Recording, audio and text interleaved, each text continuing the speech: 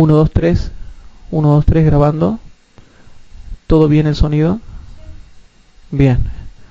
Vamos a continuar con los estudios. El tema que tenemos que estudiar ahora es las catástrofes como juicios divinos, parte 12b. Parte 12b, la nación de Israel en la profecía bíblica, punto 3. ¿Sí? La nación de Israel en la profecía bíblica, punto 3. Quería aclarar a todos los hermanos que nos siguen por internet de que estos estudios que estamos haciendo son un poco complicados y a veces no son para personas que no están acostumbradas a estudiar la Biblia, porque se ven muchos versículos y hay muchas cosas mezcladas, entonces a veces cuesta entender todas estas cosas. Por lo tanto, yo le pido a los hermanos que no se asusten, sino que sigan investigando. Y otra cosa que quería aclarar es esto. Puede ser que yo tenga algunas equivocaciones al predicar estos temas, pero no creo que esté equivocado en todo, hermanos. Yo sinceramente creo con todo mi corazón que no esté equivocado en todo lo que predico. Pero hago la salvedad porque no quiero ser dogmático en todas las cosas que enseño, sino presentar lo que dice la Biblia.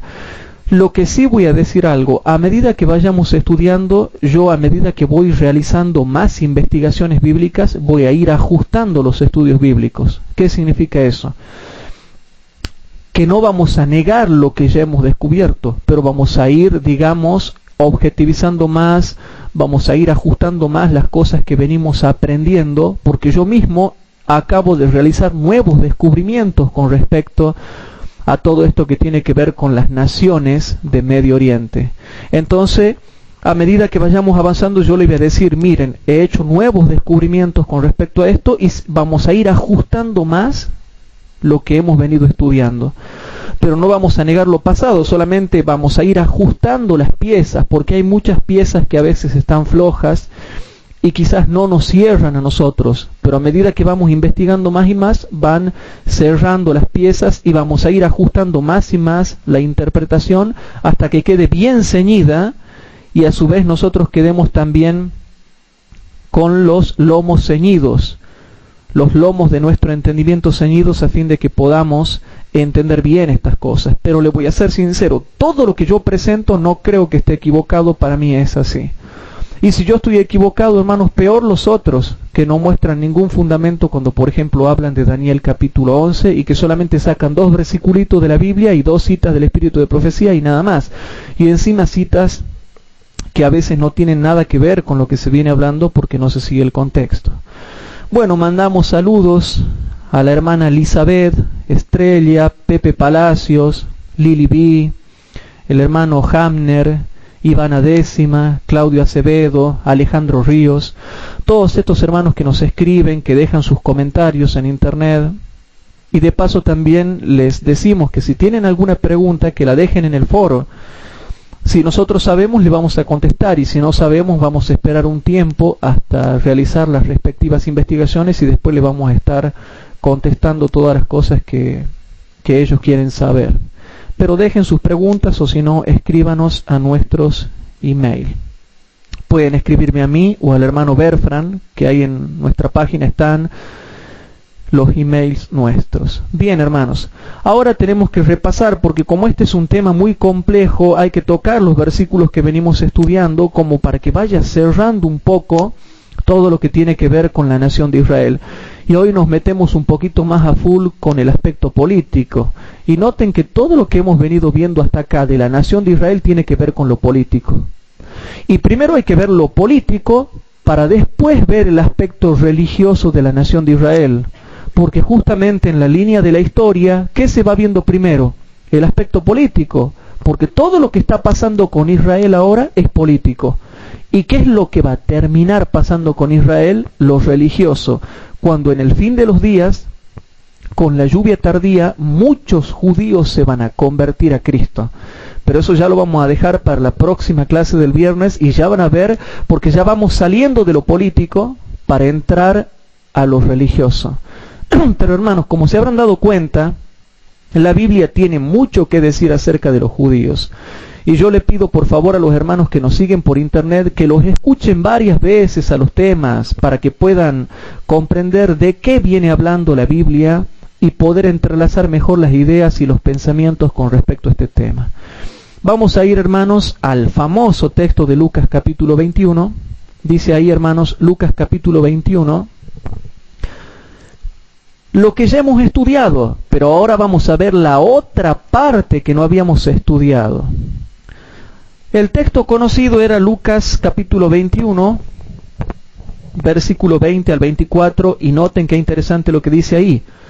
Lucas 21, 20 al 24 dice, y cuando viereis a Jerusalén, y aquí se refiere a la Jerusalén literal, la ciudad Jerusalén literal, que entre paréntesis, todos ustedes saben bien que la Jerusalén literal fue destruida antes del nacimiento de Cristo. Esta profecía que se refiere acá, ¿no? En Lucas 21, ¿fue destruida antes del nacimiento de Cristo o después del nacimiento de Cristo? Después del nacimiento de Cristo. Otra pregunta, ¿fue destruida antes de la muerte de Cristo o después de la muerte de Cristo? Bueno, entonces razonen algo. La destrucción de la Jerusalén literal ocurrió después del nacimiento de Cristo y después de la muerte de Cristo y hasta después de la resurrección de Cristo. Y le doy esos 3 puntos porque no van a faltar los que van a querer decir que aquí se está refiriendo a una profecía simbólica de la iglesia. No, hermanos, tiene que ver con la Jerusalén literal. Y dice, y cuando viereis a Jerusalén cercada de ejércitos, sabed entonces que su destrucción ha llegado. Entonces los que estuvieren en Judea, huyan a los montes. Y habla de la tierra de Judea, hermanos. ¿Ven que es literal? Habla de la Jerusalén literal y de la tierra de Judea literal. Huyan a los montes, y los que en medio de ella váyanse, y los que estén en los campos no entren en ella.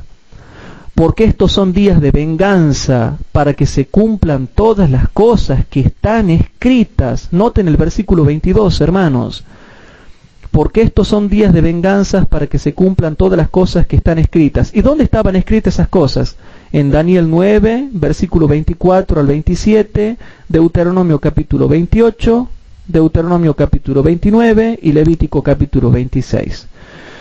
Versículo 23, mas hay de las preñadas y de las que crían en aquellos días, porque habrá apuro grande sobre la tierra e ira en este pueblo. Y caerán a filo de espada, y serán llevados cautivos a todas las naciones. ¿Quién? Los judíos iban a ser llevados cautivos a todas las naciones. Y Jerusalén, que es la Jerusalén literal, y noten que acá comienza a hablar ya de la Jerusalén literal, y dice que la Jerusalén literal, la que está allá en Medio Oriente, esa sería pisoteada por los gentiles, pero va a ser pisoteada por los gentiles hasta, ¿se entiende? Va a ser pisoteada por los gentiles hasta que los tiempos de los gentiles sean cumplidos. Y bueno, ¿cuándo se cumplió el tiempo de los gentiles? 1948 y finalmente en 1967.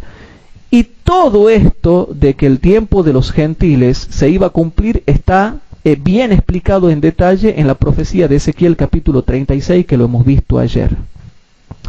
De paso, hermanos, quiero agradecer a la hermana Inés, al hermano Ignacio Fortuny, porque también nos han estado colaborando con las cosas de acá del grupo, con el pizarrón, con el atril, también al hermano Bernardo y Emilio, que nos ayudan acá también con la instalación de los programas de la computadora. Darle gracias también al señor Hugo Teixeira, que nos ha ayudado también con el tema de las computadoras, para que podamos tener acá, siendo nosotros de condición humilde, Dios nos ha provisto de todas las cosas para que podamos tener. Y también darle muchas gracias al hermano José Luis Araos. Él no le gusta que dé gracias, pero tengo que volver a agradecer, porque el apoyo que él nos da con los contactos, con las personas con las cuales tenemos que hablar, con el apoyo económico con el cual él está apoyando también a esta clase bíblica y a este estudio jurídico, también quiero agradecerle, porque son muchos hermanos los que están ayudando a que este humilde ministerio crezca y muchas personas en todo el mundo puedan estar escuchando estos temas. Bien, hermanos, quería agradecer eso porque si no me olvido, y es importante ser agradecido con las personas que nos están ayudando acá a nosotros, ¿eh? Bien. Ahora, hermanos, volviendo al versículo 24, dice que la Jerusalén literal va a ser pisoteada por los gentiles hasta que los tiempos de los gentiles sean cumplidos. Se cumplió en el año 1948 y 1967. Y eso de que se iba a cumplir el tiempo de las gentes está en Ezequiel 36. Ustedes pueden ver ahí y van a ver que ahí habla de la restauración de Jerusalén. Pero ahora aquí, y noten lo que nos toca estudiar hoy, hermanos. Resulta que ahora viene y sigue retomando el tema, y ahora vamos a leer los versículos 29 al 36.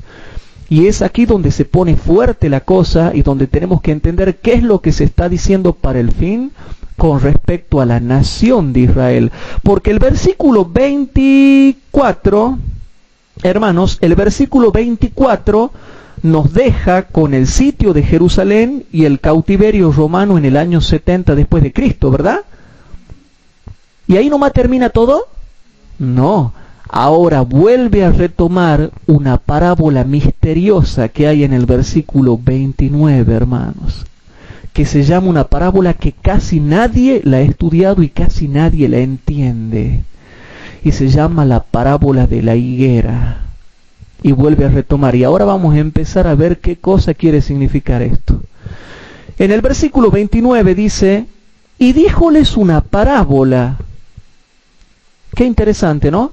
Y díjoles una parábola, mirad la higuera y todos los árboles, cuando ya brotan, viéndolo, de vosotros mismos entendéis que el verano está cerca. Así también vosotros, cuando viereis hacerse estas cosas, entended que está cerca el reino de Dios. De cierto os digo que no pasará esta generación hasta que todo esto sea hecho. El cielo y la tierra pasarán, mas mis palabras no pasarán. Mirad por vosotros mismos, que vuestros corazones no sean cargados de glotonería y embriaguez, y de los cuidados de esta vida, y venga de repente sobre vosotros aquel día, porque como un lazo vendrá sobre todos los que habitan de la faz de la tierra. Velad pues orando en todo tiempo para que seáis tenidos por dignos de evitar todas estas cosas que han de venir y de estar en pie delante del Hijo del Hombre, etcétera, etcétera, etcétera. Pero hermanos, leamos la última parte del versículo 24. La última parte del versículo 24 dice, y Jerusalén será hollada de las gentes hasta que los tiempos de la gente sean cumplidos. Una vez que el tiempo de las gentes sea cumplido, Jerusalén no sería más hollada. ¿Se entiende o no? Iba a dejar de ser pisoteada y dominada por los gentiles. Ahora, a ver si ustedes son estudiosos, cuidadosos de la Escritura Sagrada y se van a dar cuenta de algo. El versículo 24 termina hablando de la caída de Jerusalén en el año 70, y el versículo número 29 y 30 retoma hablando de una higuera que va a brotar en el tiempo del fin. Y termina diciendo que va a llegar un tiempo en que Jerusalén no va a ser más hollada. Y ahora el versículo 29 y 30 habla de una higuera que va a florecer y va a brotar sus ramas en el tiempo del fin. Hermanos, yo les hago una pregunta, pero bueno, vamos despacio, porque si no yo voy rápido y pido perdón a los hermanos de internet. Ayer dimos el estudio en la casa del hermano Emeterio y yo fui muy rápido, y cuando uno va muy rápido no tiene tiempo de explicar, y yo a veces por querer explicar mucho, hermanos, leo muchos textos y hasta yo me canso y muchos hermanos quedan sin entender, así que voy a tratar de ir más despacio. Paramos un poquito y hablamos de la higuera. Habla de una higuera con otros árboles que van a brotar sus ramas en el tiempo del fin. Entonces, vamos ahora a Mateo capítulo 24. Yo les hago una pregunta. ¿Quién es esa higuera que en el tiempo del fin brotará? Israel. Israel literal. Pero, momentito, vamos a ir despacito. Vamos a Mateo capítulo 24. En Mateo capítulo 24 Mateo capítulo 24. Bueno, leemos el versículo 15 al 20 para volver a interiorizarnos, y dice así: por tanto, cuando viereis la abominación del asolamiento que fue dicha por Daniel profeta, o sea, en Daniel capítulo 9, versículo 24 al 27, que estará en el lugar santo, el que lee entienda, entonces los que están en Judea huyan a los montes, y el que sobre el terrado no descienda a tomar algo de su casa, y el que en el campo no vuelva atrás a tomar sus vestidos. Mas hay de las que estén preñadas y de las que crían en aquellos días. Orad pues que vuestra huida no sea ni en invierno ni en sábado, porque habrá entonces grande aflicción, cual no fue desde el principio del mundo hasta ahora, ni será. Y si aquellos días no fuesen acortados, ninguna carne sería salva, mas por causa de los escogidos aquellos días serán acortados. O sea, el mismo relato. Y lo repasamos para volver a los hermanos a ponerlos en sintonía con este tema. Pero qué interesante ahora, hermanos. Lean el versículo 32 al 36. Ahora, ahí nomás salteamos al versículo 32 al 36 y dice así: de la higuera. Qué raro eso, hermanos. Qué raro. Cosas raras, hermanos. Dice así: de la higuera aprended la parábola. Hay una parábola misteriosa con la higuera. Y aquí nombra la higuera sola. Cuando ya su rama se enternece y las hojas brotan, sabéis que el verano está cerca. Así también vosotros, cuando viereis todas estas cosas, sabed que está cercano a las puertas. Y vuelve a decir de nuevo esto, hermanos: de cierto os digo. ¿Y por qué el Señor se empecina? Digo esto con mucha reverencia, ¿no? El Señor está empecinado en decir, se ha empecinado el Señor, santamente se ha empecinado en decir que cuando veamos que brota la higuera, de cuando comienza a brotar la higuera, no pasará esta generación sin que se cumplan todas las señales del tiempo del fin que están en Mateo 24, Marcos 3 y Lucas 21. Ahora noten. Versículo 34. De cierto os digo que no pasará esta generación. Cuando dice esta generación, es una y es la última, y es la que va a ver cuando brote la higuera. No pasará esta generación que todas estas cosas no acontezcan. Versículo 35. El cielo y la tierra pasarán, mas mis palabras no pasarán. Empero del día y la hora nadie sabe, ni aun los ángeles de los cielos, sino mi Padre solo. Qué interesante, ¿no? Vuelve a nombrar dos cosas. ¿Qué había nombrado en Lucas 21? Habla de que una higuera florecerá, y que cuando florezca la higuera no pasará esta generación sin que todas estas cosas acontezcan. Vamos a Mateo 24 y dice lo mismo: aprendan la parábola de la higuera, y cuando la higuera florezca, no pasará esta generación sin que todas estas cosas acontezcan. Hermanos, ¿qué es la higuera? ¿Y qué es esa generación que no pasará? Que el Señor lo deja bien en claro. Y dos veces. Dos veces está hablando de que una higuera va a florecer en el tiempo del fin. Y que cuando florezca la higuera, no pasará. No pasará esta generación sin que todas estas cosas acontezcan. El Señor está hablando con mucha seriedad de este tema, por eso lo vuelve a mencionar en los evangelios sinópticos. Bueno, ustedes me miran, pero nunca habían sabido esto, ¿verdad? Bueno, ya van a ver cuando sigamos viendo, y ya van a ver las cosas que tengo para mostrarles. Vamos ahora a Marcos capítulo 13. Vamos a Marcos capítulo 13 para ver, y fíjense que yo estoy comparando texto con texto, y yo no sé por qué hay hermanos que no comparan texto con texto, y la iglesia dice, qué lindo lo que han predicado, y nosotros que nos matamos comparando texto con texto, vamos a estar equivocados. Por eso yo le digo, puede ser que haya un error por flaqueza, puede ser que yo tenga errores por descuido, pero no, hermanos, errores garrafales. Uno puede tener pequeños errores en la interpretación, pero no errores garrafales, y que esos errores existan por falta de comparación de texto con texto. Bien, en Marcos capítulo 13, dice, hermanos, ahora, el versículo 14 al 20, volvemos a leer, 14 al 20 dice: empero cuando vieres la abominación del asolamiento que fue dicha por el profeta Daniel, que estará donde no debe, el que lee entienda, entonces los que estén en Judea huyan a los montes, y el que esté sobre el terrado no descienda a la casa, ni entre para tomar algo de su casa. Y el que estuviera en el campo no vuelva atrás a tomar su capa, mas ay de las preñadas y de las que críen en aquellos días.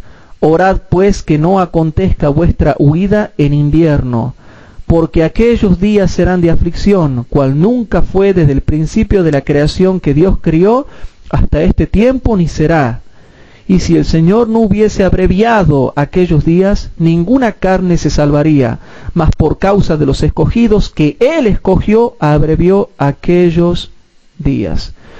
Bueno, ustedes dicen, Hugo, es el mismo relato. Bueno, ahora salteamos al versículo 28 al 37.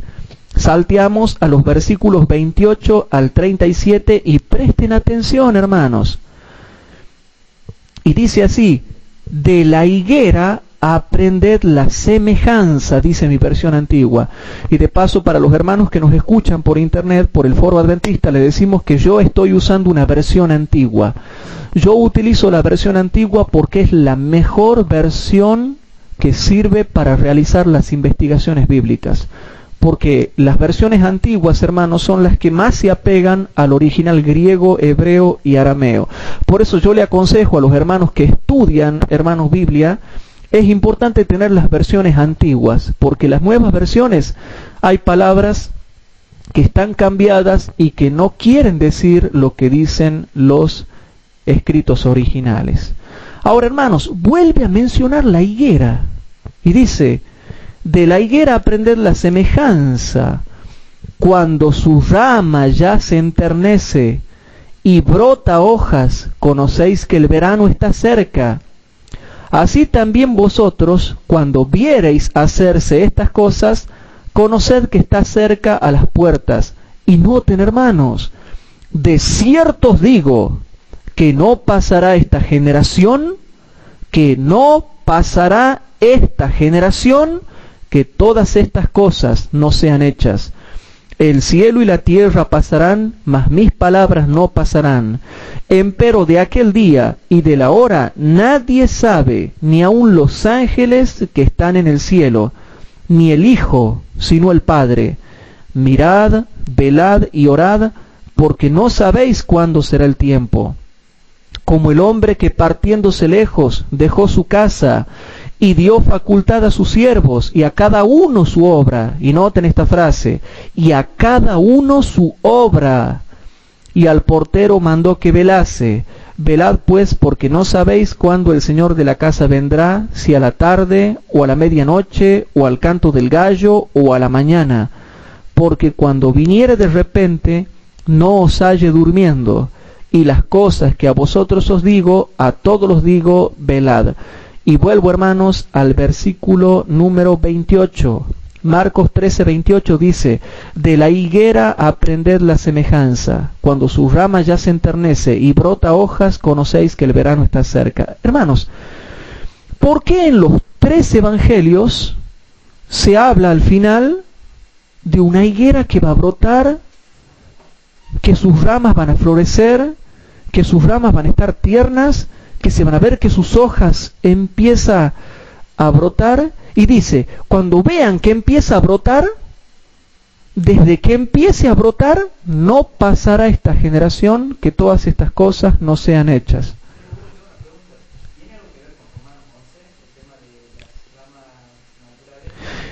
Tiene que ver, pero ahí más se está refiriendo al aspecto de la conversión de los judíos.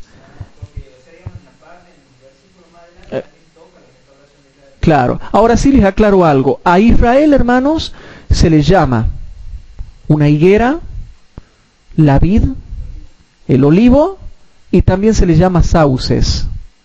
Se le llama básicamente estas 4 cosas. Pero acá Cristo le llama la higuera a Israel. Hermanos, la higuera tiene que ver con Israel. Y ustedes dirán, Hugo, muy lindo lo que vos estás diciendo, pero probame con Biblia eso. Bueno, El mismo contexto ya deja en claro, porque por el contexto yo me tengo que dar cuenta que en Lucas 21, cuando él deja en el versículo 24, deja una llave abierta diciendo, bueno, en algún momento el tiempo de los gentiles se va a cumplir y Jerusalén no va a ser más hollada, no va a ser más pisoteada. Y eso tiene que ser suficiente para que yo con mi lógica teológica diga, bueno, si no va a ser más pisoteada es porque va a agarrar potencia política de nuevo Jerusalén para que ya no sea más pisoteada. Y para que no sea pisoteada por los gentiles es porque Jerusalén va a estar regida por personas que no son gentiles. Y si no va a estar regida por personas que no son gentiles es porque van a ser judíos. Y para que esté regida por judíos, tiene que ser que los judíos vuelvan a Jerusalén a regir su ciudad. Y para que los judíos vuelvan a regir esa ciudad, tienen que volver a la tierra de Israel. Y para que vuelvan a la tierra de Israel, en algún punto de la historia, eso se tiene que cumplir. ¿Ven cómo hay que razonar, hermanos? Y después ya, en el versículo que sigue, ya nos damos cuenta que la higuera sí o sí tiene que significar Israel, porque deja abierto que en un momento Jerusalén sería recuperada y regida por los judíos, y nadie más la va a pisotear. Punto. Pero vamos a hacer la comparación de texto para ver quién es la higuera, hermanos. ¿Quién es la higuera? Entonces vamos a Lucas capítulo 13, versículos 6 al 9. En Lucas capítulo 13, versículos 6 al 9, ahí dice claramente quién es la higuera. Lucas capítulo 13, versículos 6 al 9. Y qué casualidad que aquí también se le llama parábola. Y si yo hago comparación de texto con texto, comparación de concepto con concepto, comparación de lineamiento con lineamiento, comparación de fundamento con fundamento, comparación de parábola con parábola, miren lo que dice el versículo 6. Y dijo esta parábola: tenía uno una higuera plantada en su viña. Qué interesante eso, ¿no? Tenía uno una higuera plantada en su viña, y vino a buscar fruto en ella, y no lo halló. Y dijo al viñero: he aquí 3 años ha que vengo a buscar fruto en esta higuera, y no lo hallo. Córtala, ¿por qué ocupará aún la tierra? Él entonces respondiendo le dijo: Señor, déjala aún este año, hasta que la excave y estercole. Y si hiciere fruto, bien, y si no, la cortarás después. Hermanos, ¿a quién se está refiriendo esta parábola? A la nación de los judíos, porque Cristo ya venía predicando 2 años y le dije: déjala este año todavía, haciendo básicamente la referencia a los 3 años y pico que Cristo había ministrado en ese tiempo. Ya faltaba 1 año más o menos para que Él muera ya en la cruz. Y aquí se refiere a que la nación de los judíos no lo aceptaban a Cristo. No lo estaban aceptando. Y dice que la nación de los judíos es la higuera que no producía fruto. Entonces, hermanos, los judíos no produjeron fruto y después fueron cortados en el año 70.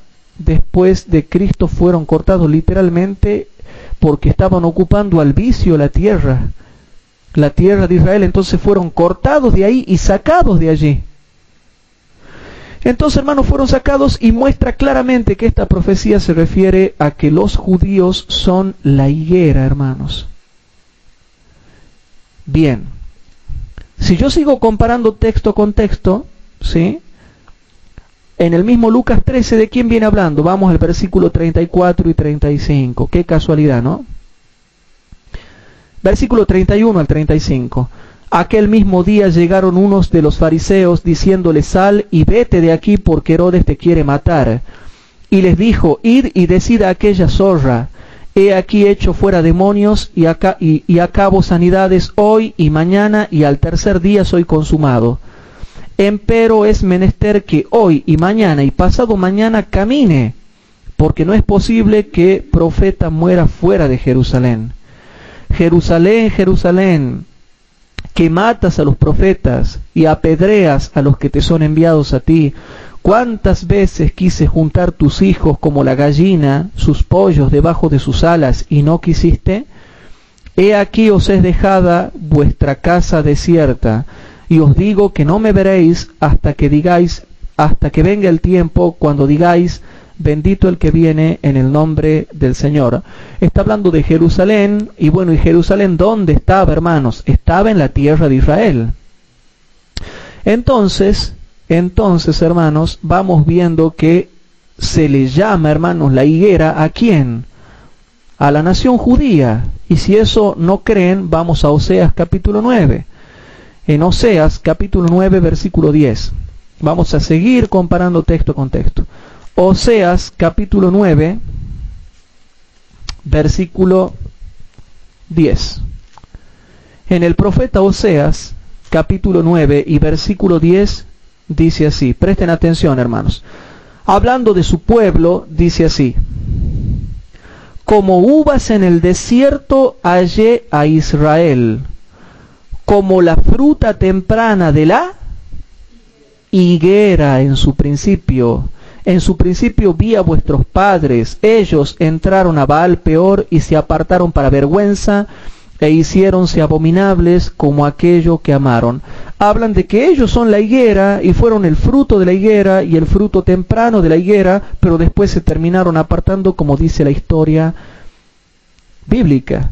Jeremías capítulo 24, versículo 1 al 10. En Jeremías capítulo 24 seguimos analizando, a ver si es que se le puede llamar higuera a la nación judía. Y ustedes saben que el profeta Jeremías estaba profetizando y realizando su ministerio en el reino del sur, que era Judá, cuya capital era Jerusalén. Y dice el capítulo 24, versículo 1 al 10, lo siguiente: mostróme Jehová, y he aquí 2 cestas de higos, noten, 2 cestas de higos puestas delante del templo de Jehová, después de haber transportado Nabucodonosor, rey de Babilonia, a Jeconías, hijo de Joacim, rey de Judá. Jeremías capítulo 24. Del 1 al 10. ¿Estoy diciendo bien o me estoy equivocando, chicos?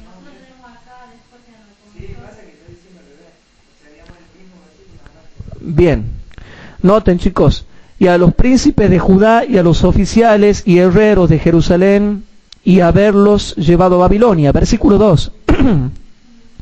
La una cesta tenía higos muy buenos como brevas, y la otra cesta tenía higos muy malos, que no se podían comer de malos, o sea, trigo y cizaña. Y díjome Jehová: ¿qué ves tú, Jeremías? Y dije: higos buenos, muy buenos, y malos, muy malos, que de malos no se pueden comer.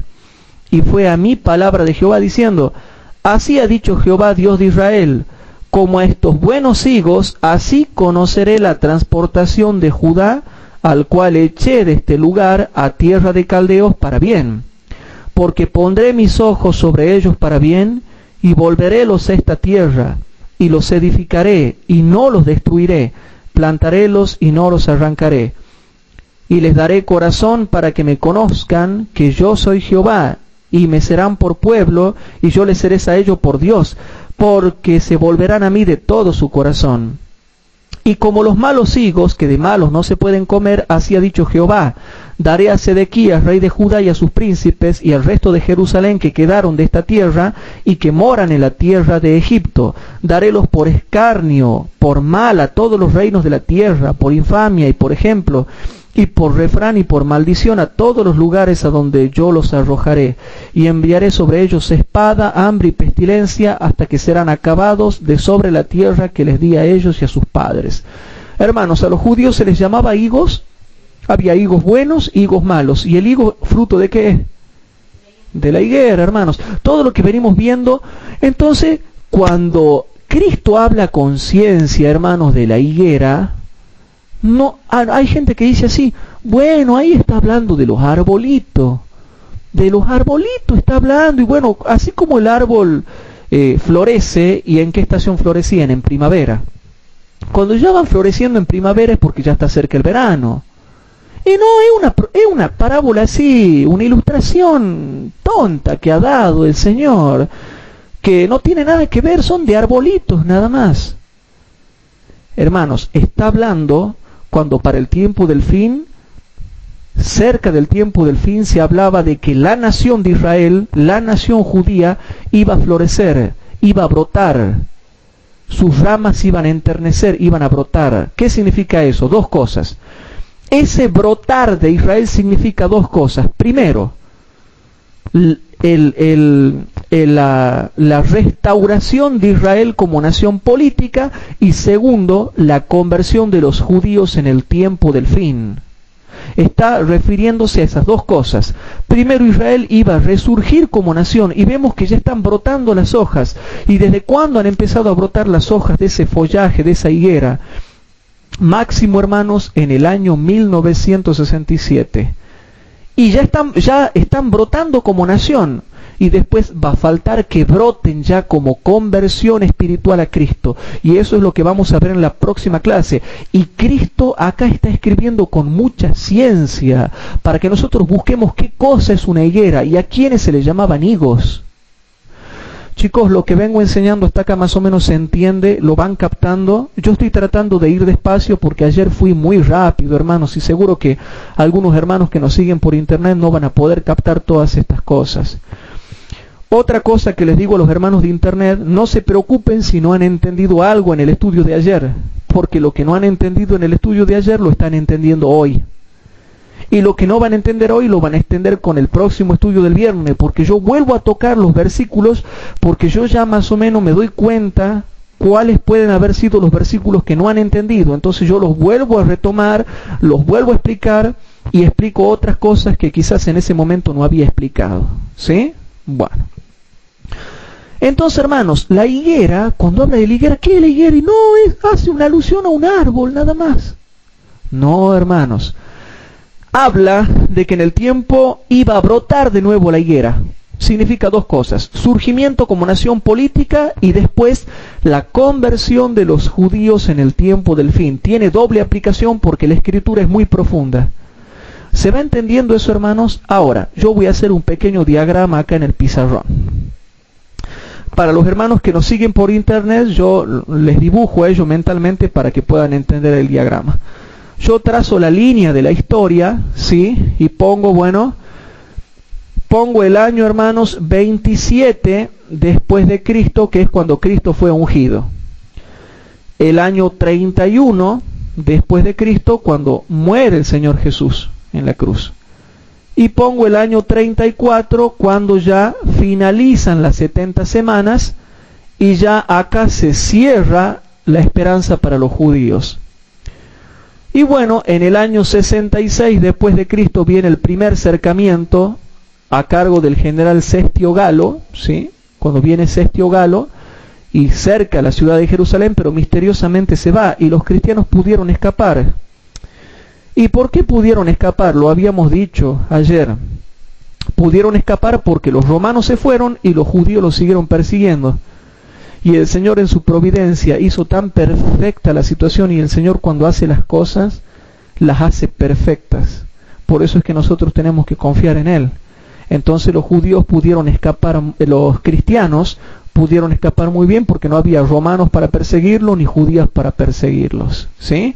Entonces, hermanos, en el año 66 se da el primer cercamiento y en el año 70 ya viene el cercamiento final, ¿sí? Y lo que yo le llamo el cautiverio romano. ¿Sí? Pero resulta, hermanos, yo vuelvo a trazar acá la línea de la historia porque no me alcanza el pizarrón. Entonces, tenemos desde el año 70 después de Cristo con el cercamiento romano, el cautiverio romano. Y noten, hermanos, noten algo interesante, o desde acá. Si yo cuento desde el año 27 hasta el 70 después de Cristo, y eso lo hemos estudiado en la clase de ayer, ¿se acuerdan? Cristo dijo, hablando de este cercamiento, y cuando Él estaba predicando, porque Él predicó desde el 27 hasta el 31 después de Cristo, y predicó 3 años y medio, ¿se acuerdan? Y aquí están los otros 3 años y medio.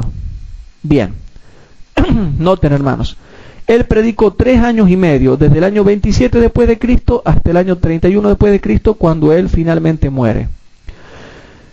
Si yo cuento desde el año 27, cuando él comienza a predicar, habíamos dicho que una generación bíblica, ¿sí?, era igual, redondeando, 50 años.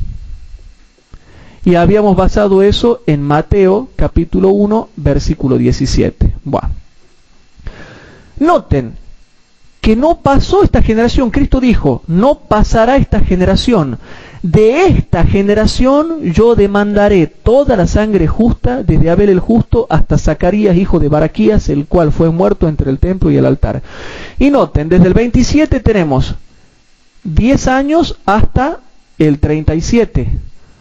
Otros 10 hasta el 47. Otros 10 hasta el 57. Otros 10 hasta el 67. Y otros 10 hasta el 77. Entonces tenemos 1, 2, 3, 4, 5. Hermanos, si yo cuento desde el 27, ¿pasó una generación, pasaron 50 años? No. Antes, porque acá se cumplen en el año 77 después de Cristo, se estarían cumpliendo 50 años, o sea, una generación. No pasó una generación, y antes, en el 70 después de Cristo, se produjo el cautiverio romano, tal y como Cristo lo había predicho, que dijo, de esta generación, de una generación, de esta, que es una, y que es la que está viva, y que es la que me está viendo a mí vivo mientras predico, de esta generación yo demandaré toda esta sangre de todos los profetas que han sido muertos y de todos los justos que han sido muertos desde el principio del mundo. ¿Se entiende eso, hermanos? Bueno, ahora, noten algo interesante. No pasó una generación. Entonces yo ahora borro esto, y para los hermanos que nos siguen por internet, volvemos a trazar de nuevo la línea de la historia y vamos a ver algo interesante. Yo trazo de nuevo acá la línea de la historia, ¿sí? Y noten, pongo el año, en el año 70 después de Cristo se produce el cautiverio romano, y en el año 1967, finalmente, hermanos, en junio del año 1967 se da la guerra de los 6 días. Anteriormente estaba la fecha de 1948, cuando se les devuelven las tierras a los israelitas, y estas dos fechas, las dos son importantes. Ya van a ver después que les voy a mostrar que esta fecha es importante y esta también, y ya van a ver por qué. Pero con la última que quedamos, cuando ya se obtiene pleno dominio en la tierra de Israel, los judíos, es el año 1967. Ahora Cristo dijo, acá, hermanos, hasta acá estaban peleando y peleando y peleando hasta que se afirman. Ahora, desde acá hasta acá, hermanos, ellos comienzan a brotar, comienzan a crecer. No dice cuando hayan brotado, sino desde que comienzan a brotar, cuando veis que ya se enternecen sus ramas, que echa la flor, que comienza a dar frutito, no pasará esta generación desde que comience a brotar. Y si una generación son 50 años, yo cuento, al 10 hay 1977. Otra sería 1987, 20 años. 30 años, 1997. 40 años sería 2007. Y 50 años, ¿cuánto sería? El 2017. Hermanos, si yo cuento este estudio bíblico, Cristo está diciendo, no pasará esta generación, o sea, no pasarán 50 años de que todas estas señales ya se comiencen, hermanos, a suceder. Ahora, yo sé por qué se están riendo. Bueno, yo voy a aclarar esto porque, para que no me apedreen, yo voy a aclarar esto, hermanos. Cristo dijo que una generación desde 1967 hasta en adelante llega hasta el año 2017. Ahora bien, ¿yo estoy poniendo fecha? No. Nadie debe poner fecha. Y les voy a comentar por qué nadie debe poner fecha para que nadie me malinterprete. Vamos rapidito a Lucas capítulo 21. Alguien dirá, pero Hugo está poniendo fecha. No, yo no estoy poniendo nada. Yo estoy descifrando lo que dice acá. En Lucas capítulo 21, hermanos, y si hay alguien por internet que cree que estoy poniendo fecha, por favor no vaya a interpretar que yo estoy poniendo fecha, porque la Biblia dice que no se debe poner fecha, y ya mismo les leo. Fíjense, en Lucas capítulo 21 dice, hermanos,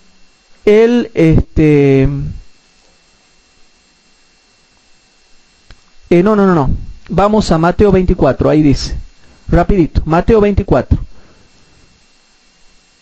Vamos a explicar esto de la generación bíblica porque hay muchos hermanos que no tienen ciencia y no van a faltar los que van a criticar porque hay gente que lo único que hace es criticar y no sabe nada. Así que vamos a explicar bien, para no darle ocasión al diablo. En Mateo capítulo 24 dice así, hermanos. Después de que acaba de hablar de eso, noten que él dice en el versículo número 34, de cierto os digo que no pasará esta generación que todas estas cosas no acontezcan. Versículo 35, el cielo y la tierra pasarán, mas mis palabras no pasarán.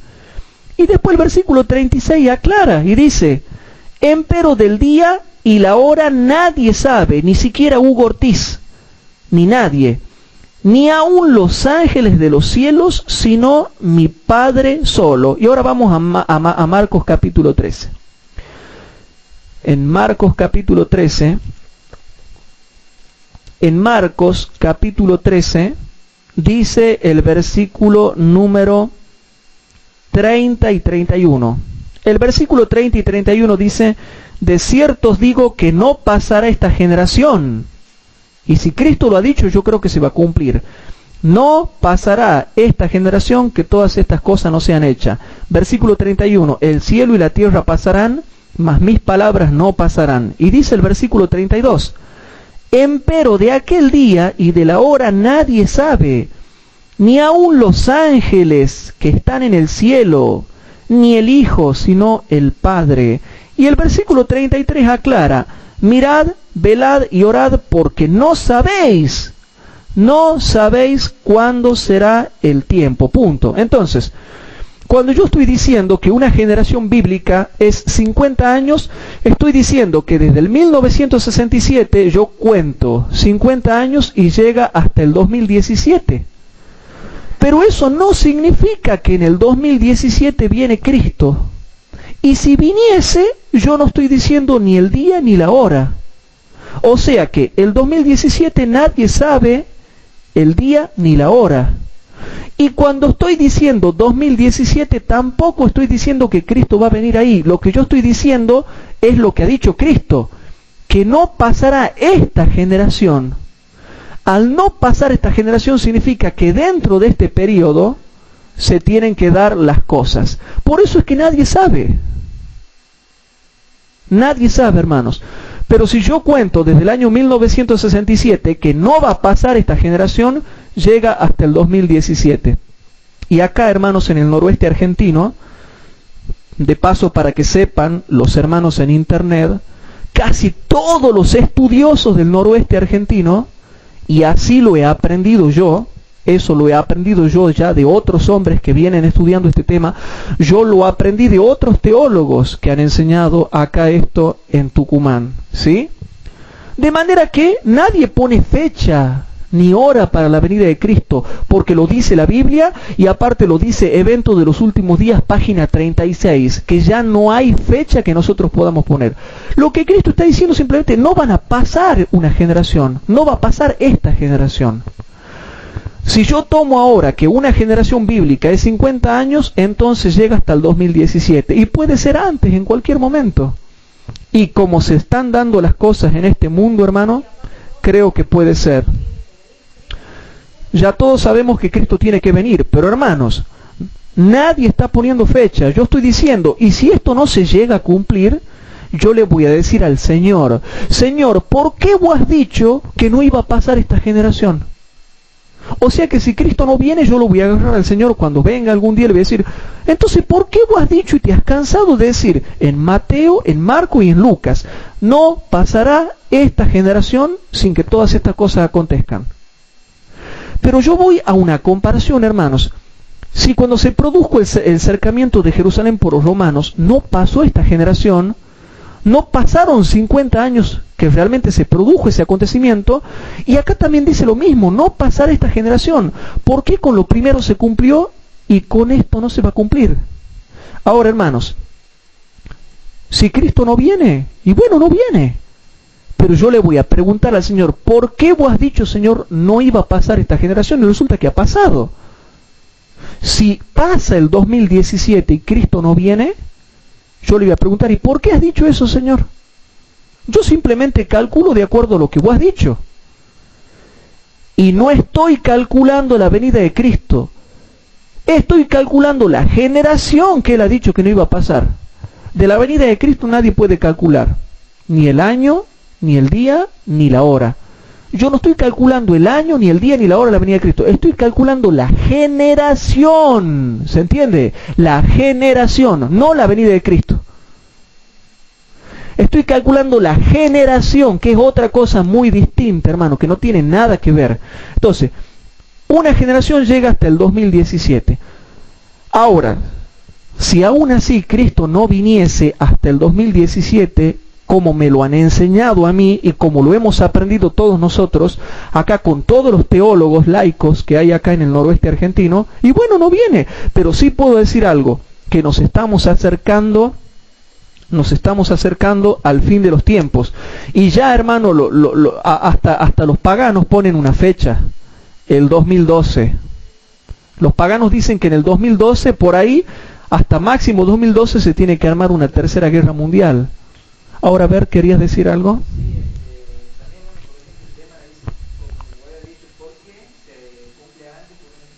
Y lógico. Claro. Entonces, ¿sabe alguien el día, la hora y el año de la venida de Cristo? No, pero ¿podemos calcular lo que es una generación? Sí, nadie puede privarme de calcular lo que es una generación. Entonces, yo la calculo a la generación. Entonces, no como hay algunos hermanos tontitos que van a decir, el hermano Hugo Ortiz pone fecha. No, nadie está poniendo fecha. Estamos calculando lo que es una generación, no la venida de Cristo. Y una generación bíblica, como máximo, estaría llegando hasta el 2017. ¿Qué va a pasar entre ese periodo? Nadie sabe, ni yo sé, hermano, nadie sabe nada. ¿Sí?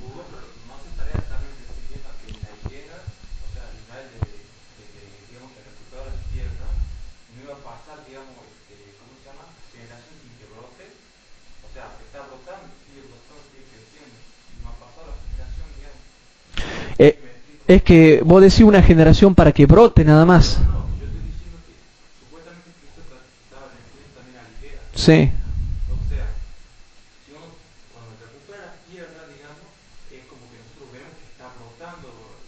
Claro. Sí. Claro, todavía sigue brotando y no ha pasado. No.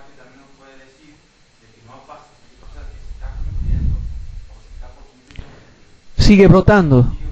Claro.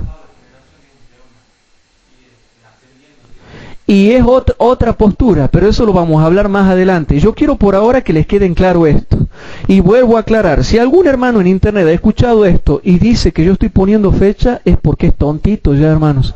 Que vaya directamente a dormir ya. Si anda diciendo que yo ando poniendo fecha, cuando yo dejo en claro que no pongo fecha, y tendrían que contradecir a todos los poderosos hermanos que acá en el noroeste argentino estudian Biblia, no tan solo a mí, sino un montón de hermanos.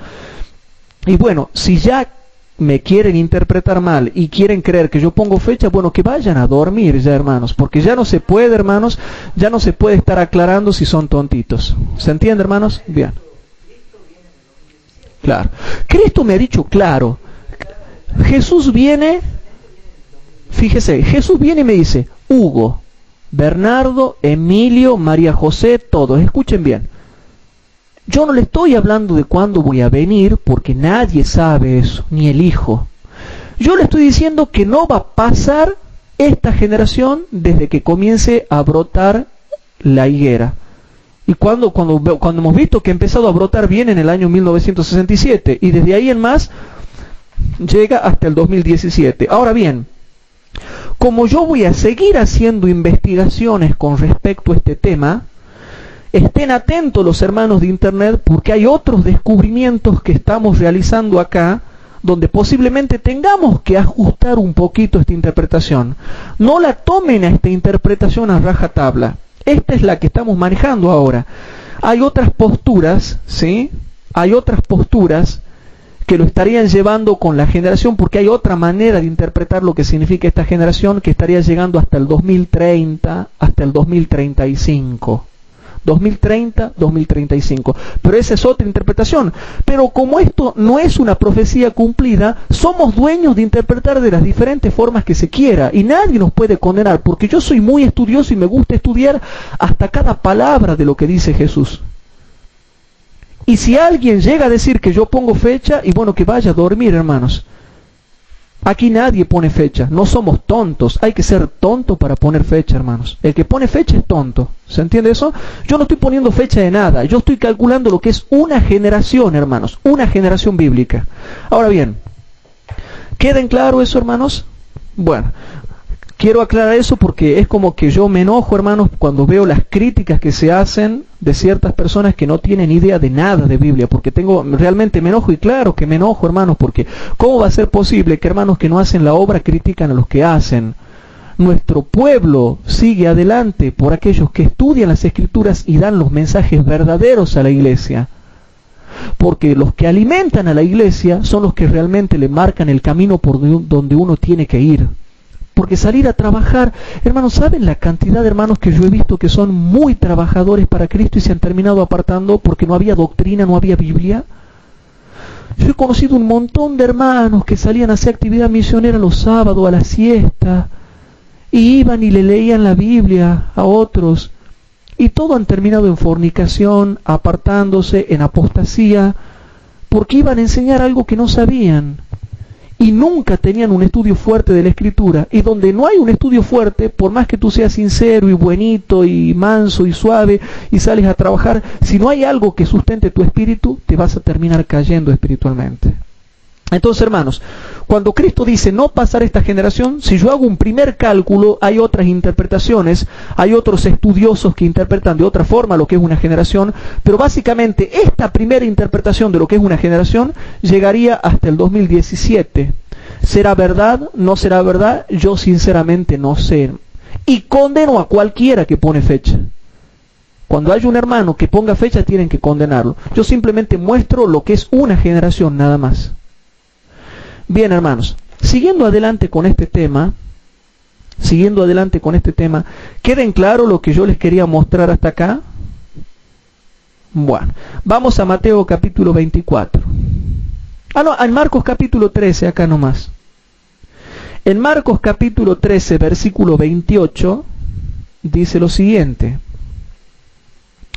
En Marcos capítulo 13 y versículo 28 dice: de la higuera aprended la semejanza, cuando ya su rama se enternece y brota las hojas, conocéis que el verano está cerca. Ahora, ¿qué es el verano para la Biblia, hermanos?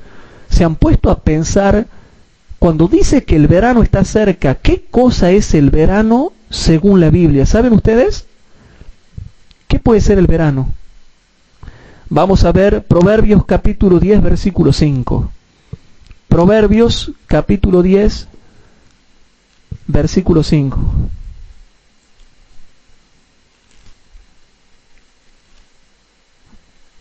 En Proverbios capítulo 10, versículo 5, sí,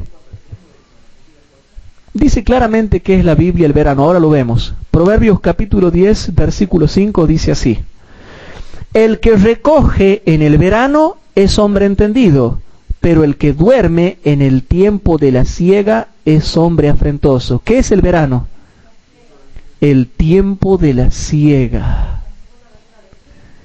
La segunda venida de Cristo, el tiempo de la siega. Pero sigamos leyendo. Amós capítulo 8, versículo 1 y 2. Amós capítulo 8. Vamos al profeta Amós.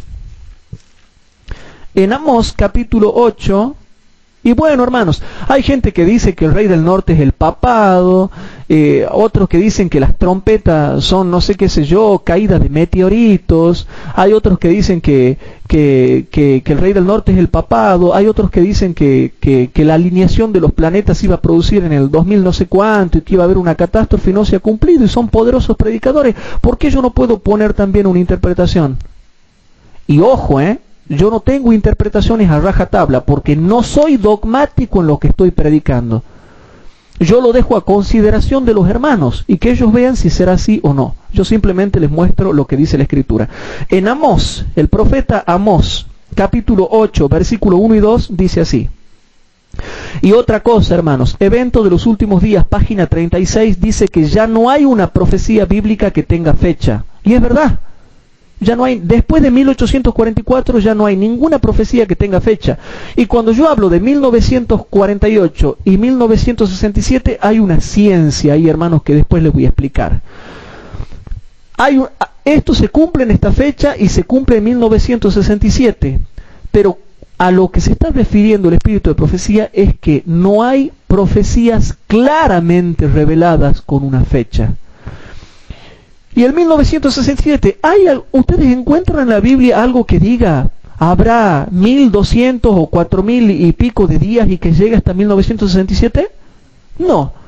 Cuando yo pongo el 1967 no es porque había un período dicho en la Escritura, sino simplemente porque en la historia se ha dado esto, nada más. Hay dos tipos de profecías con períodos en la Biblia. Las que te muestran el comienzo y el comienzo y el fin de un periodo profético, y las que simplemente ocurren en un tiempo definido, pero que no tenía un comienzo de un periodo profético para que tú lo calcules. ¿Se entiende eso, hermanos? Hay otras que se van cumpliendo en fechas, pero no tenían un comienzo para calcular un periodo. Muy bien, Inés. Por ejemplo, el oscurecimiento del sol, la caída de las estrellas y el gran terremoto, ¿tenían periodos proféticos eso? No, pero se cumplieron en punto de la historia. ¿Y les ponemos fecha o no? Le ponemos fecha. Pero, hermanos, no tenían periodos. Así también el año 1967 no tiene un periodo. Pero entendemos que en la historia se ha cumplido eso. ¿Queda claro, hermanos? Bien. Exactamente. Está cerca el reino de Dios. Y ahora, y muy bien lo que dice María José, pero yo quiero tener cuidado para con los hermanos que nos siguen por internet, porque no va a faltar el indocto y el inconstante que va a torcer todo lo que yo he dicho y lo va a sacar de contexto y va a tergiversar todo lo que yo he dicho. Aparte, dejo en claro esto. Estos estudios bíblicos de profundización no son para cualquiera. Son para los que ya tienen el discernimiento ejercitado en el conocimiento del bien y del mal. Son para aquellos hermanos que ya no toman lechecita espiritual, sino que ya comen alimento sólido. ¿Saben lo que significa eso?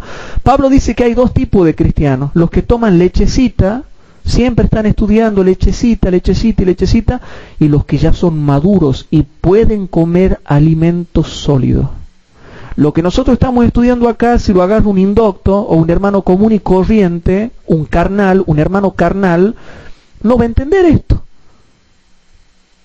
No va a entender estas cosas. En cambio, esto es para los que ya han alcanzado madurez. Y muchos de los que están aquí conmigo ya tienen años estudiando la Biblia. Hay otros que ya tienen más de 10 años estudiando conmigo la Biblia. Entonces, entiendan eso. En Amós capítulo 8, versículo 1 y 2 vamos a ver qué significa el verano. Así me ha mostrado Jehová, y he aquí un canastillo de fruta de verano, de fruta del verano.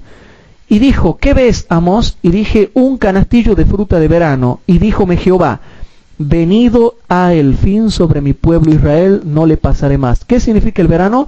El fin. El fin y la siega, cuando se recogían las frutas del verano en un canastillo.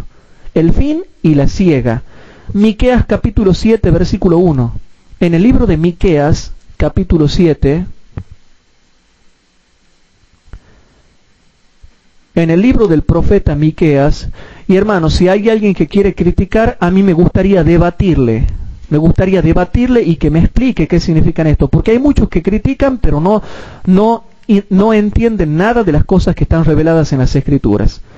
En Miqueas capítulo 7, versículo número 1 dice: ¡ay de mí,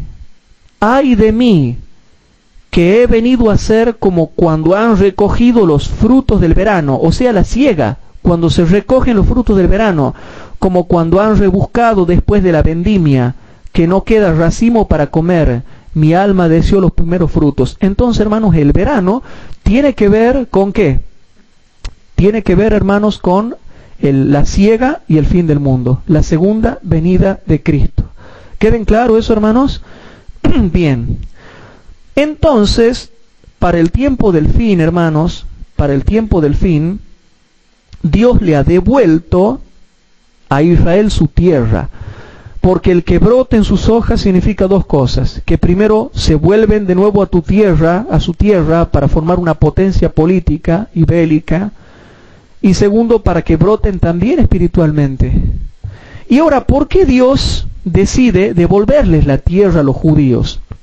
Y yo quería leerles algo acá, hermanos, en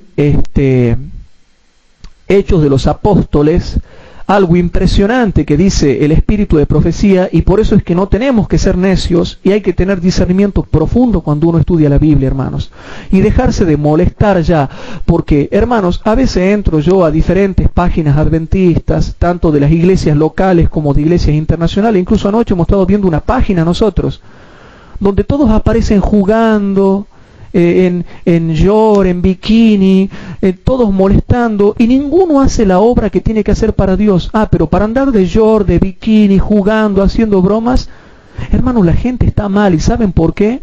Porque no se están dedicando a hacer la obra que Dios les ha encomendado a cada uno en particular. Pero para ponerse de novio, para andar presumiendo, para andar de bikini, de short, para andar molestando, para andar fornicando, adulterando, haciendo cosas que no se deben, para eso son mandados a hacer. Pero Cristo es otra obra la que te ha mandado a hacer, es salvar almas para Cristo y dejarse de molestar ya.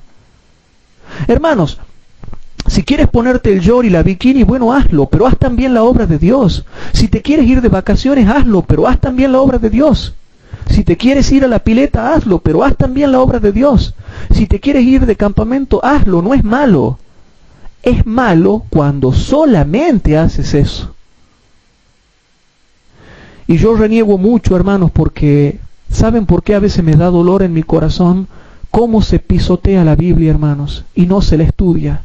Y pasamos vergüenza a veces los adventistas porque no sabemos explicar las cosas ante aquel que demanda razón de la esperanza que hay en nosotros.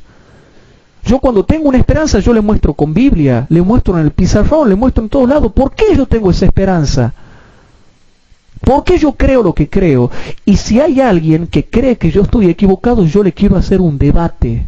Yo le debato, palabra por palabra de la Biblia. Y que me digan esto: ¿por qué dice acá esto el Señor? ¿Y por qué dice esta palabra? ¿Y por qué dice esta frase? ¿Y por qué aquí le llama higuera? ¿Y por qué dice que no pasará esta generación? Yo le debato, y si no me pueden explicar, entonces me quedo con mi interpretación, porque ellos no me la pueden explicar. Ellos saben mucho, pero resulta que no explican nada. ¿Cómo es eso, hermanos?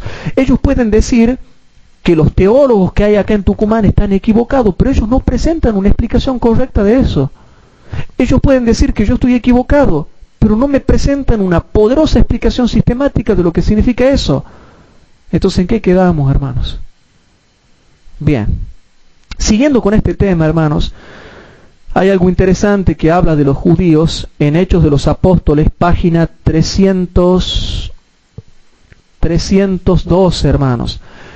Y Hechos de los Apóstoles, página 312 hasta la 315, hermanos. Y con esto voy a terminar y no quiero adelantarme más porque tengo cosas impresionantes para mostrarle con la Biblia. Cosas muy poderosas, hermanos.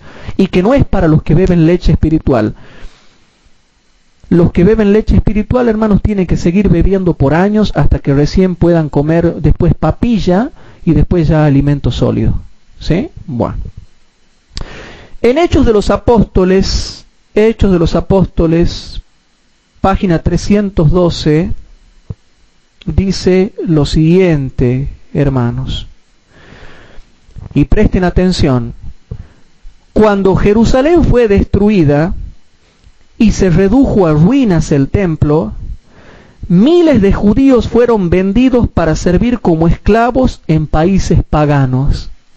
Ahora entienden por qué dice que caerían a filo de espadas. Lucas capítulo 21 versículo 24, caerían a filo de espada y serían llevados cautivos a todas las naciones. Otra cosa, hermanos, pronto les voy a enseñar lo que tiene que ver con el continuo sacrificio, porque sabían que hay hermanos que andan poniendo fechas para el tiempo del fin y dicen que los 1260 días, los 1290 días y los 1335 días de Daniel capítulo 12 se aplican al tiempo del fin y tienen fecha, contradiciendo expresamente lo que dice la Biblia y lo que dice Evento de los Últimos Días, página 36. Esos son los seguidores del pastor Zagarra, que a su vez es seguidor de Marian Berry, que es una teóloga que interpretó Daniel capítulo 12 de esa forma. Bueno, eso lo vamos a explicar después.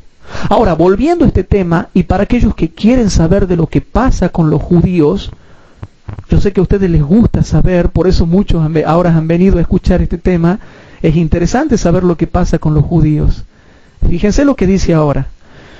Cuando Jerusalén fue destruida y se redujo a ruinas el templo, miles de judíos fueron vendidos para servir como esclavos en países paganos. Se los esparció entre las naciones como los restos de un naufragio en playa desierta. Por 1800 años, los judíos han errado de país en país por todo el mundo. ¿Se dan cuenta, hermanos? Y esta cita fue escrita en el año 1911, ¿no? Por eso, hasta el momento en que ella escribe esta cita de Hechos de los Apóstoles, no se había llegado ni a 1948 ni a 1967. La hermana White está escribiendo esta cita en el año, acá, 1911. ¿Sí? Entonces ella dice así, hermanos: por 1800 años los judíos han errado de país en país por todo el mundo, y en ningún lugar se les ha dado la oportunidad de recuperar su antiguo prestigio como nación. Qué triste, ¿no? La amada hermana White, nuestra amada hermanita White, yo la quiero mucho a la hermana White, yo he leído muchos libros de ella, la quiero un montón a la hermana White, pero qué triste, ¿no? Si ella hubiera vivido, ¿qué hubiera sido si ella ahora estaría viva y ve la nación de Israel en su tierra de nuevo, con todos los judíos ahora emigrando para habitar esas zonas que quieren poblar cuanto antes ellos? ¿Qué hubiera pasado si ella hubiera vivido y hubiese visto? Pero hasta el tiempo de ella no se había dado esto, lo del 1948 y 1967.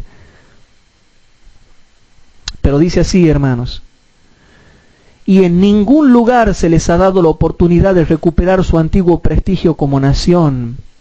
Difamados, odiados y perseguidos, siglo tras siglo han recibido una herencia de sufrimiento.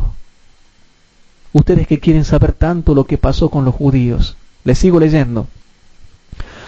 A pesar de la terrible sentencia que se pronunció sobre los judíos como nación cuando rechazaron a Jesús de Nazaret, y noten esto, de siglo en siglo han vivido muchos judíos nobles y temerosos de Dios.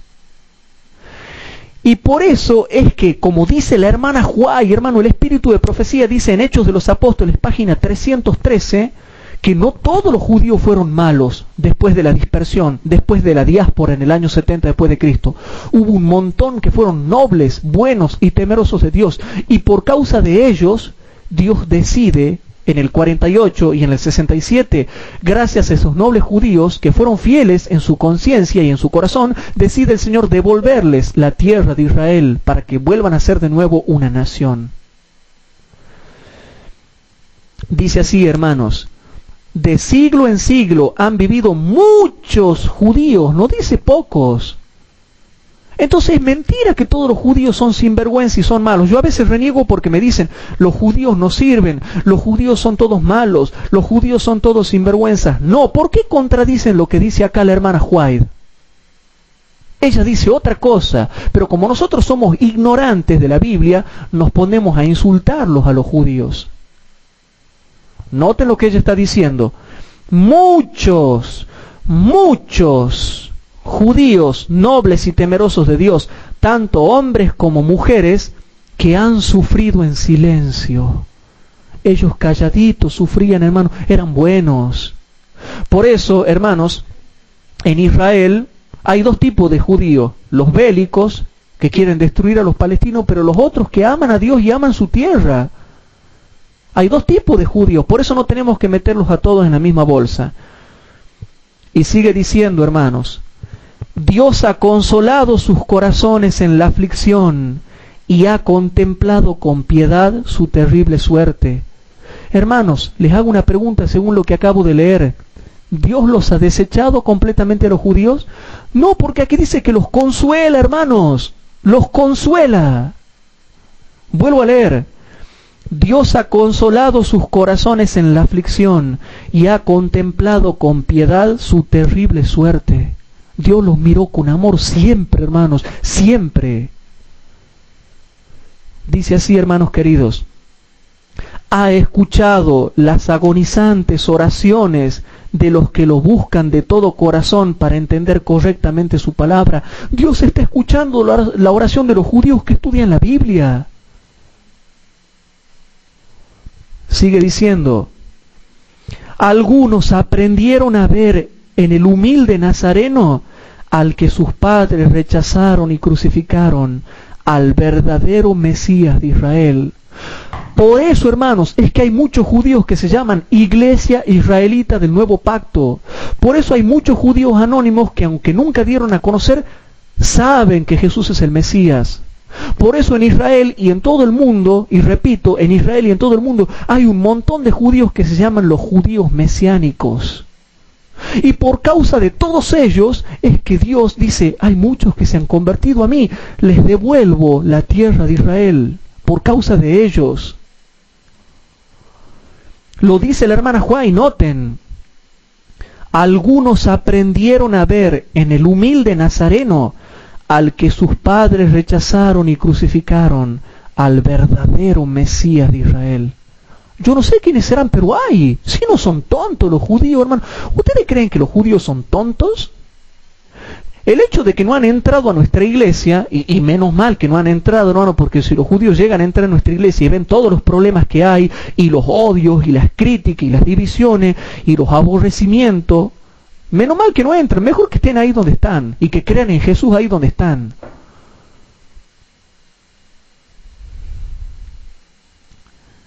Pero, hermano, yo leo esto y es impresionante para mí.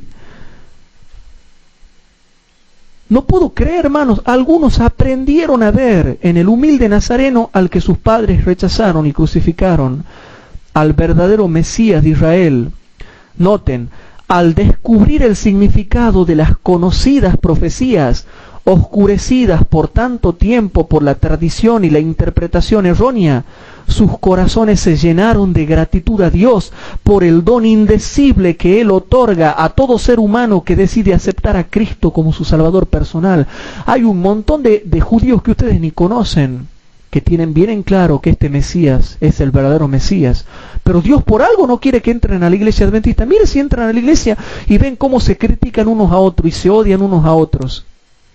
Sigue diciendo, a estos se refiere Isaías cuando dice, solo el remanente será salvo. Desde los días de Pablo hasta ahora, Dios, por medio de su Santo Espíritu, ha estado llamando tanto a judíos como a gentiles, porque no hay acepción de personas para con Dios, declara Pablo. El apóstol se considera a sí mismo deudor a griegos y a no griegos, tanto como a los judíos, pero nunca perdió de vista las indiscutibles ventajas de estos sobre los otros. Pablo sabía que los judíos tienen ventaja sobre todos. Vuelvo a leer. Y hermanos, yo no les quiero, ya van a ver, hermanos, todavía les tengo que seguir dando unas clases más sobre el aspecto político y bélico de Israel. Pero ustedes no van a poder creer cuando empiece a hablar de lo que va a pasar con los judíos en el tiempo del fin. Ya van a ver, hermanos. Y no como eso que dicen, la Biblia no habla nada de los judíos. ¿Qué saben ellos? ¿Qué saben ellos si nunca han estudiado la Biblia? Y cuando estudian, la estudian mal, hermanos. La estudian mal, desgraciadamente la estudian mal. Entonces, no pueden venir a hablar con autoridad de algo que no conocen y no saben. Hermanos queridos, dice así. Noten lo que dice esto, hermanos. Dice así: el apóstol se considera a sí mismo deudor a griegos y a no griegos, tanto como a los judíos, pero nunca perdió de vista las indiscutibles. Y el que dice que son indiscutibles, ¿quién discute? ¿Quién discute? Las indiscutibles ventajas de estos sobre los otros. Primero, ciertamente, que les ha sido confiada la palabra de Dios a los judíos. Punto. Eso lo dice Romanos 3, 1 y 2. El Evangelio, declaró, es poder de Dios para salvación a todo aquel que cree. Al judío primeramente. Al judío primeramente y también al griego. Porque en el Evangelio la justicia de Dios se revela por fe y para fe. Como está escrito: mas el justo por la fe vivirá. Es de este Evangelio de Cristo, igualmente eficaz para el judío y para el gentil, del que el apóstol declara en su epístola a los romanos que no se avergüenza. Ahora, hermanos, presten atención porque ya voy a terminar la escritura, y para aquellos que más o menos quieren saber lo que va a pasar con los judíos en el tiempo del fin, dice así, página 314.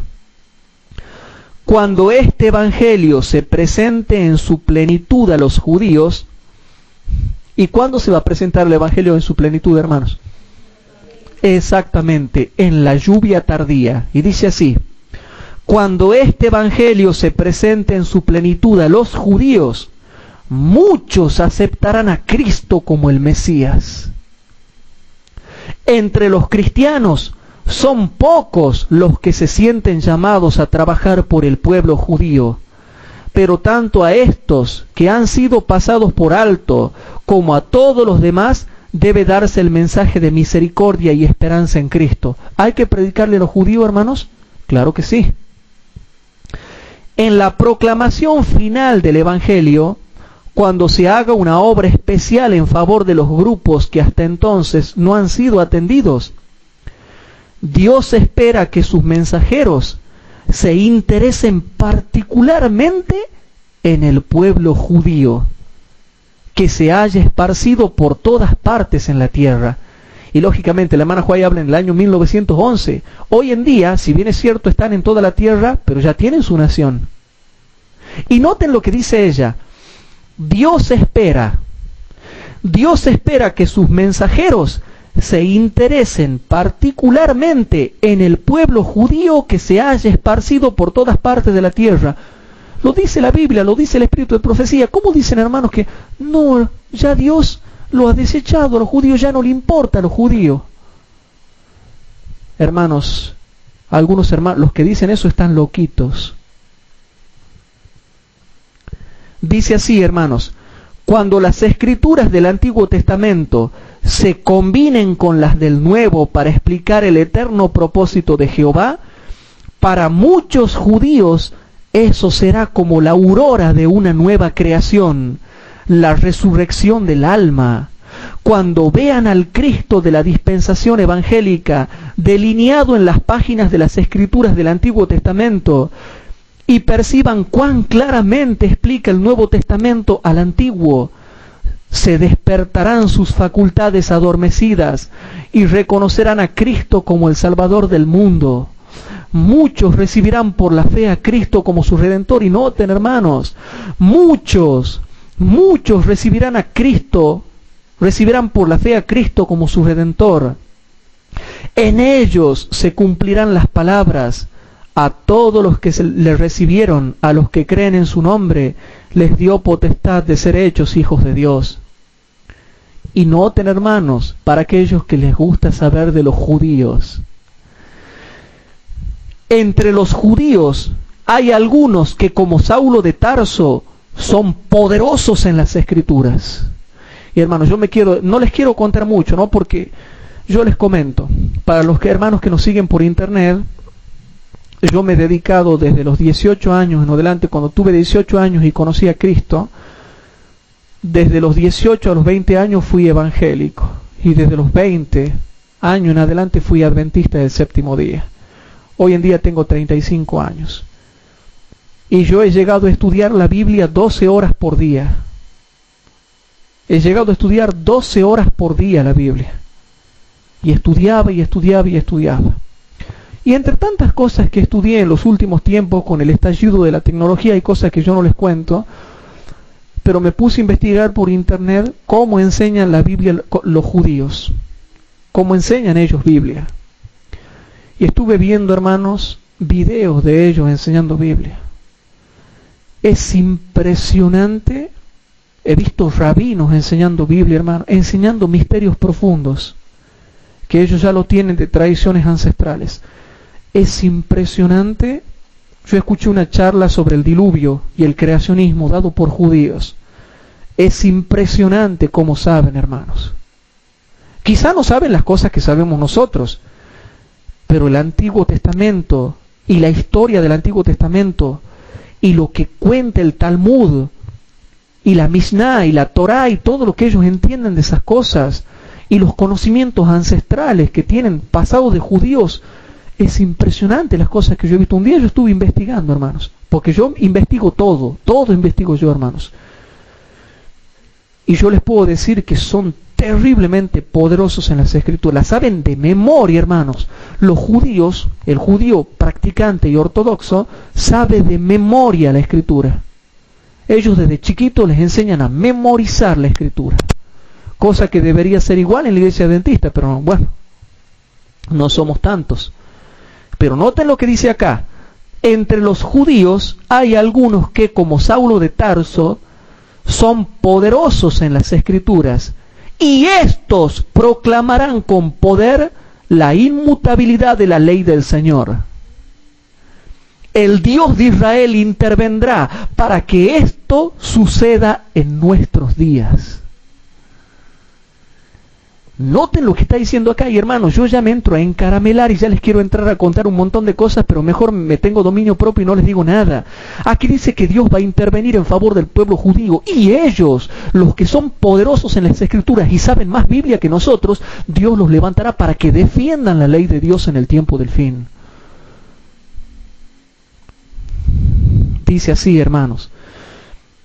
El Dios de Israel intervendrá para que esto suceda en nuestros días, en armonía con todos los que yo les vengo enseñando.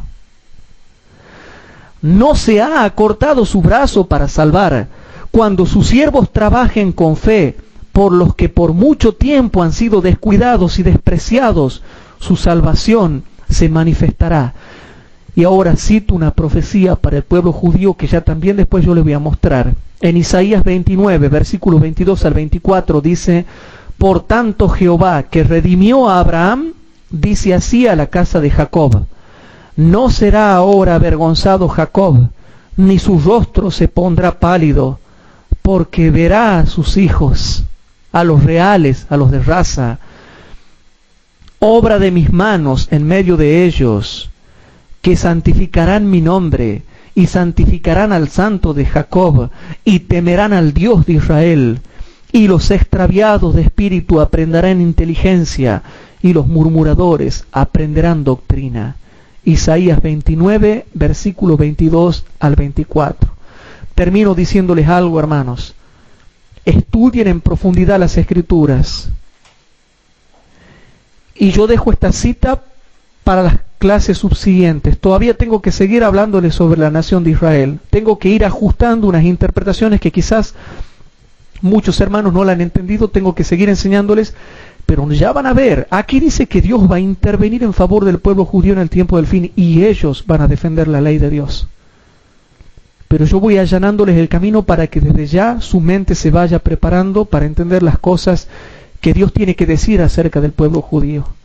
Y para los hermanos que nos siguen por internet, yo les pido por favor de que todo lo que yo voy enseñando lo analicen, examinen todo y retengan lo bueno.